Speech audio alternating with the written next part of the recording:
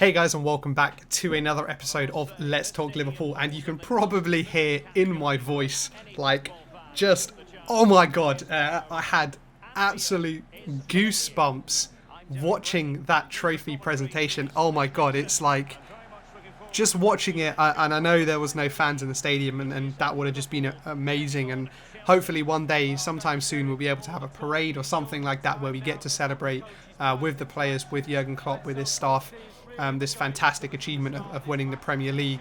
But oh my god, I'm still in awe of the team, of the players, of everything that they've done, not only this season, but all the kind of past 3 or 4 seasons that have really built up to this point in time where we're able to, officially now call ourselves Premier League champions, to get that gold emblem on our shirt, to have that, fantastic trophy presentation, the players having a great time, having fun, showing their togetherness as a team, and yeah, it was just just fantastic and amazing in every single way. And this episode isn't going to be, I will talk about the Chelsea game in this episode, but for me, is very much just about just praising the team for an outstanding season. But not only this season, last season, the season before, and all the strides that we've made and we've continued to make.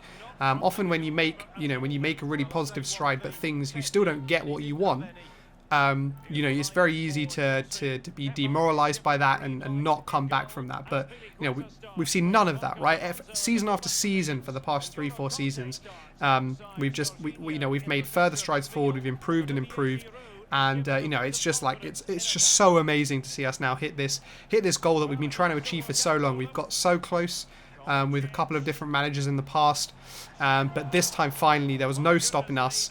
Only even we couldn't trip ourselves up, and we did take away the Premier League trophy into next season. And if you guys don't know, you haven't been following the Let's Talk Liverpool podcast episodes for a while, I started this series actually the beginning of last season, because I've been a Liverpool fan since I was a kid, and obviously I'm under 30, right? So I've never had the chance to actually see Liverpool lift the Premier League title. And in the first episode and in the descriptions of everything, it was very much, here's a Let's Talk Liverpool episodes to see how we go on trying to end this, what was 29 years of no Premier League triumph, and which became no 30 years of Premier League triumph. But it's crazy to think that it's just the second season of me doing this, and we've won the league. I would never have guessed that if you asked me at the beginning of last season. Yes, we were making strides forward, but I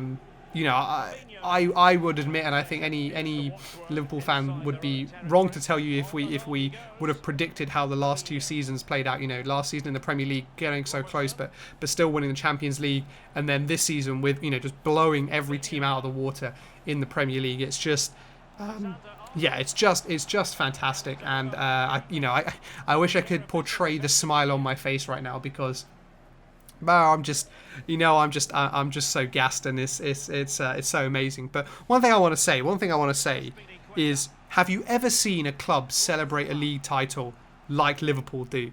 Now, I'm a big fan of City and the team. Obviously, there's that rivalry between Liverpool and City, and they're a very good team. But they come nowhere near, nowhere close. United as well, don't come anywhere close to celebrating a title in this way. From all the fans on social media, to the TV coverage, to the players, to the amazing stand that they created in the Kop. All of those things come together to once again reaffirm in my mind, and I think you would be, apart from all the Liverpool haters out there, you'd be hard pressed if you were a neutral to say that there is any other bigger club in the world right now. You see Real Madrid celebrating a league, nothing like this. You see Bayern Munich, who win the league every season, not celebrating like this. The only real Premier League celebration that I can think comes close to this is the Leicester one, but that one was ridiculous. So that one was an outlier. But have you ever seen a better club like this? Both in terms of the way it's run, the attitude of the players, the fans, the kind of commitment of everyone towards the club. If you watch the Chelsea game, you saw all of the fireworks that were running and kind of just playing all throughout the game. The fans were having a party from about 6 weeks ago, and I think the players were too, given some of our more recent results. But yeah, just everything clicked into place, and you know what, this Chelsea game really, after kind of the Debbie Downer of the last couple of games, the draw against Burnley, the loss against Arsenal, we probably could have, we needed a positive result to try and kind of close out the season. But remember that this isn't our last game of the season. We've still got Newcastle on the weekend. They're safe. We've obviously won, so it's pretty much a dead rubber. But this game felt like the one where we needed to pull out a result and kind of just end the season on a bit of a high, because we just hadn't hit the heights after the restart, and that's very much what happened in this game. And normally I make notes on the goals and I can kind of walk through them, but bloody hell, there were so many in this game. I even have to record this looking at the match report just to remind myself of all the goals. But it was one of those games where I've talked about in the past couple of episodes, and I don't want to talk too deep about that kind of stuff, because we don't want to talk about things that we can improve on now. I will do a season review and then kind of a season preview when we get closer to next season. But the concentration wasn't there in defence, right? We saw some very uncharacteristic mistakes.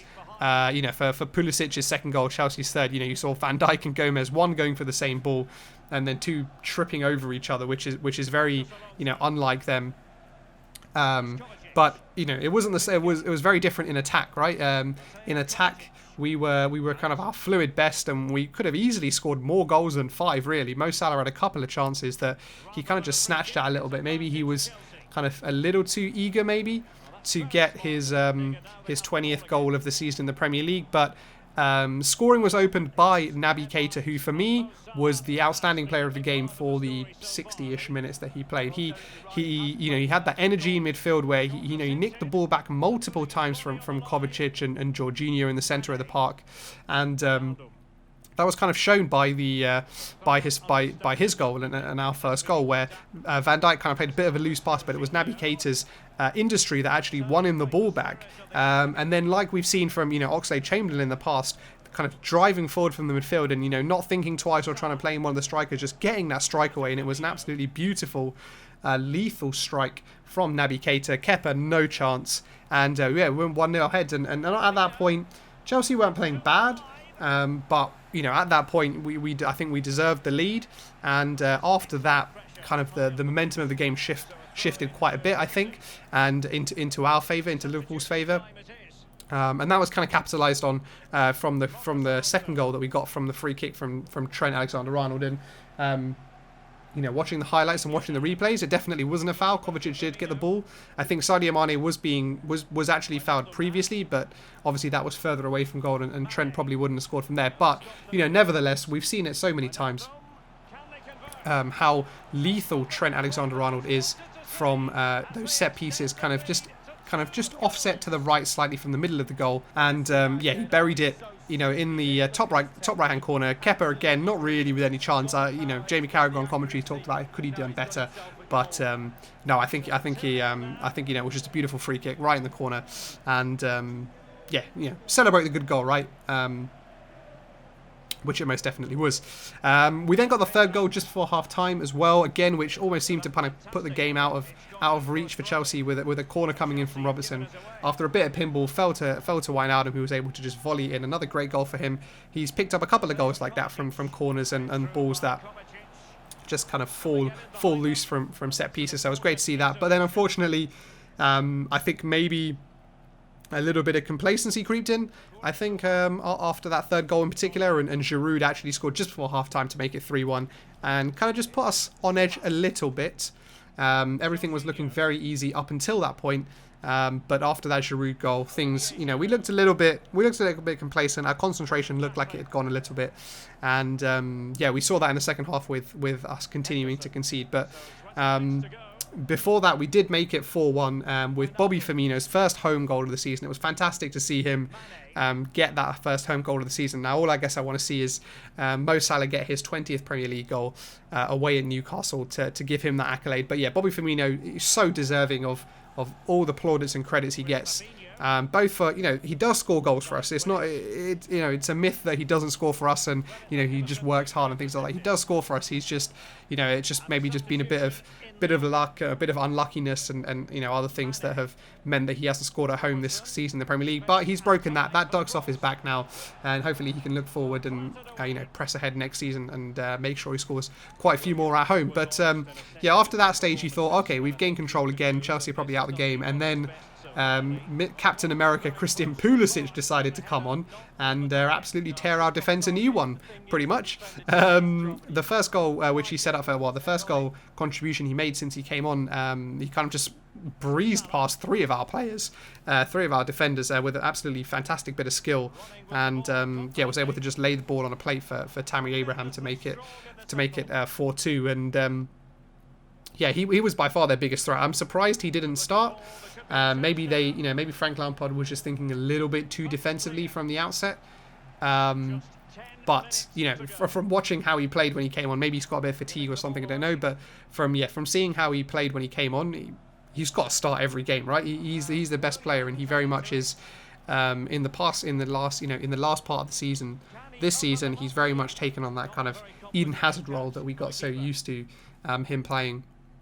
And then Pulisic got the next goal as well from a breakaway, as we talked about earlier, with Van Dijk and Gomez running into each other to make it 4-3. And it got a bit nervy there. Obviously Chelsea just needed a draw to secure Champions League football, so they were kind of pushing up to try and get that. But then Alex Oxlade-Chamberlain on the break, all set up by Andy Robertson, with the absolute energy there in kind of the 82nd, 83rd minute to just pace it down the pitch and just score a fantastic goal. But there's no shout out to Klopp or anything. Season's done. We've had a great one. I guess all I want to do is end this by saying, one, thank you to all of you guys who've been listening to these episodes, be it on YouTube or on podcast platforms, but also thank you to Jurgen Klopp, and thank you to all the players. You've given me so many memories this season, many memories that I know I will not forget for the rest of my life.